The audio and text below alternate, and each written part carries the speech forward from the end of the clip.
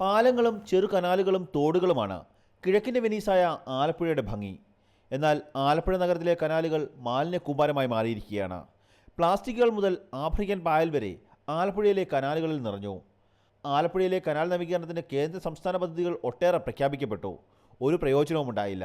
Canal നവീകരണത്തിന് ആധികാരികമായ ഒരു project ചുമ്മാ പറയുന്നതാണ്. രാഷ്ട്രീയമായിട്ട് ഒരു വോട്ട് കിട്ടുമെന്ന് പറഞ്ഞ് ഓരോന്ന് പ്രഖ്യാപിക്കലാണ്. ഇതുപോലെയുള്ള ശുചീകരണ വോട്ടുമായിട്ട് എന്താ ബന്ധം?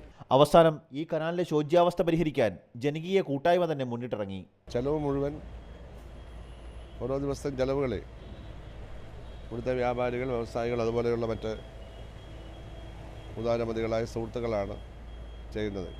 ജി സുധാകരൻ MLA-യുടെയും ആലപ്പുഴ നഗരസഭയുടെയും നേതൃത്വത്തിൽ ജനങ്ങളിൽ നിന്ന് പിരിച്ചെടുത്ത പണം ഉപയോഗിച്ചാണ് കനാൽ ശുചീകരണം. ദിവസം 35,000 രൂപ ചിലവിൽ 20 ദിവസം കൊണ്ട് കനാലിലെ മാലിന്യം നശിപ്പിക്കാനാണ് തീരുമാനം. കാർഷിക സർവകലാശാല, ഫിർമ എന്നിവിടങ്ങളിൽ നിന്ന് ലഭിച്ച പോളവാരൽ യന്ത്രം ഉപയോഗിച്ചാണ് മാലിന്യങ്ങൾ വാരുന്നത്. ആലപ്പുഴയിലെ സ്വകാര്യ ബസ് സ്റ്റാൻഡിനായി കണ്ടെത്തിയ ചതുപ്പ് നിലം നികത്തുന്നതിന് ഈ മാലിന്യം ഉപയോഗിക്കുന്നു.